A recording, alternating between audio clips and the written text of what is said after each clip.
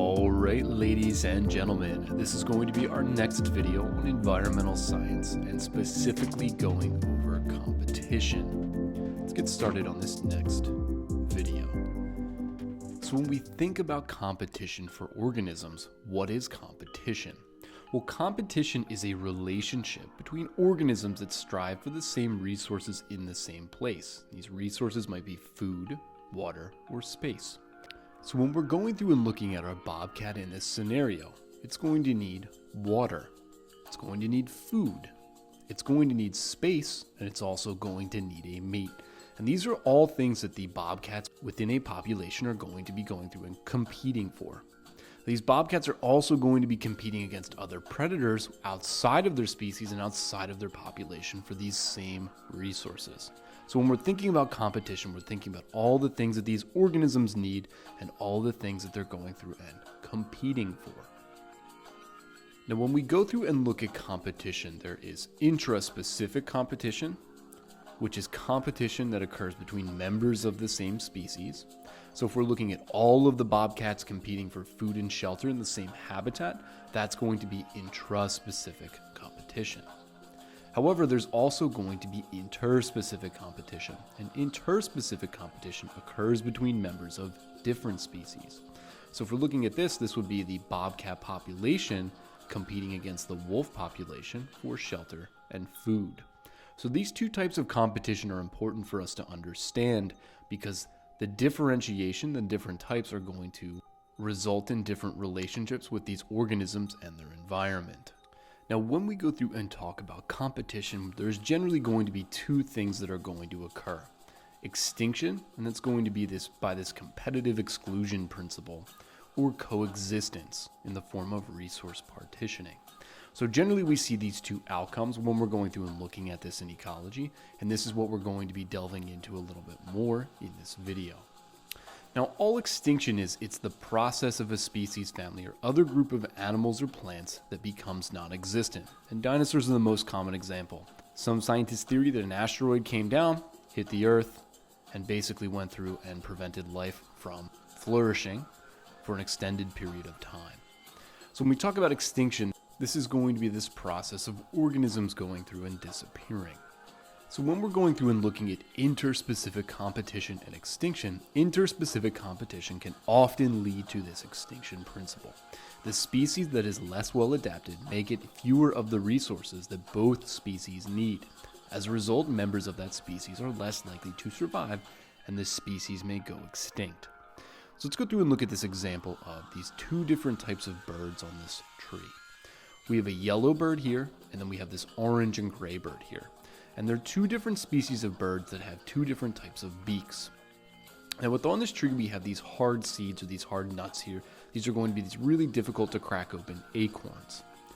Now, the bird, species A here, the yellow bird, is going to have these really strong, really wide beaks, which is going to allow them to crack open the nuts easier. Contrary, these orange birds are going to have these really narrow and really thin beaks, which makes it more difficult for them to go through and obtain the nuts there. It takes them longer for them to go through and crack them open, and they risk going through and damaging their beak. So over time, these yellow birds are going to go through and consume more of the acorns on the tree, reducing the quantity of resources that the orange birds have. Now, over time, what we're going to see is the better adapted bird is going to survive in greater quantities, and we're going to see these orange and gray birds get pushed out. They may go extinct because they cannot go through and obtain those resources as easy. What we call this process is the competitive exclusion principle. And what the competitive exclusion principle states is it describes situations in which one species is eliminated from a community because of competition for the same limited resource. So because the yellow bird has a competitive advantage, it can outcompete and push out the orange bird from the community, driving it to extinction. So this is one of the things that can arise. We can see these birds go through and extinct, and we can see them not be able to go through and live within that same community. Now, contrary to this, in interspecific competition, we can see resource partitioning, and this can also lead to specialization. It's going to lead in changes in those organisms, but it's also going to lead to where individuals claim different parts of habitats or niches. So if we go through and look at the same environment here, we'll go through and we'll bring up our trees. Now, what I did not include in the last example was we have the hard nuts on these trees that grow that the birds feed off of. But at the very bottom of these trees, we see these bushes with berries on them. So the yellowbirds can inhabit the taller regions of the trees and consume the hard seeds, whereas the orange birds can go through and live in the lower region of the trees and consume the berries that are better suited for their beak. So the yellowbirds will inhabit this area, and the orange birds will inhabit this area. Now we call this process resource partitioning, and all resource partitioning is the division of limited resources by a species to help avoid competition in an ecological niche. Now a niche is just a specific position or part of an ecosystem in which particular species reside and inhabit. So if we go through and look at this, let's look at a real world example of warblers here. On trees that we're going to see around our region, we're going to see Cape May warblers, black-throated green warblers, myrtle warblers, Blackburnian warblers, and then lastly the bay-breasted warbler. And each of these warblers are going to inhabit different regions of the trees. We can see the Cape May warbler and the Blackburnian warbler go through and inhabit the top region of the tree, whereas the black-throated green warbler, myrtle warbler, and bay-breasted warbler are going to inhabit different parts of those trees. As a result of this, they can go through and share the ecosystem and share that tree, so that way they're not competing for limited resources that they all need. Now, when we go through and talk about interspecific competition and resource partitioning, it's going to cause specialization. So in the case of lizards, we see many lizards prey on insects in tropical rainforests, and competition among them has led to the evolution of specializations here. Some anole lizards prey on insects in trees, and some prey on insects on the ground. Now, as a result of this resource partitioning, we're going to see predators go through or prey go through and change and adapt to their environment. So what we see is the anole lizards that go through and inhabit the tall parts of the tree, they're going to be green because they're going to match their surroundings. They're going to match that tree. Whereas the anole lizards that go through and eat insects on the ground, they're going to go through and match the bark of that tree as well as the brown color of that ground. Now these anole lizards are really cool because it's going to both reduce the competition and enable both species to survive and thrive.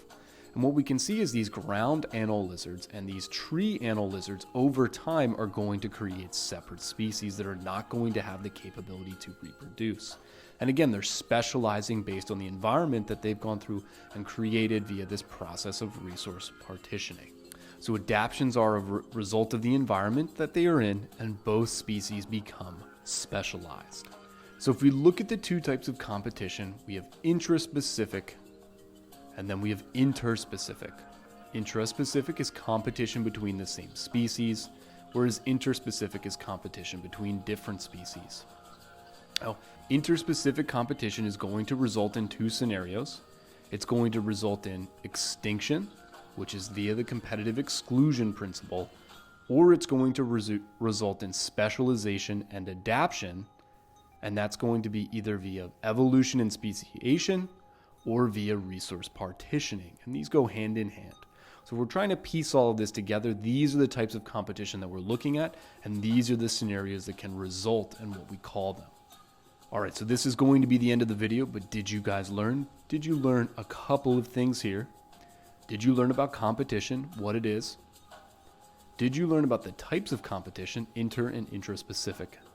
And then lastly, did you learn about the results of competition in ecosystems and what type of outcomes we might get?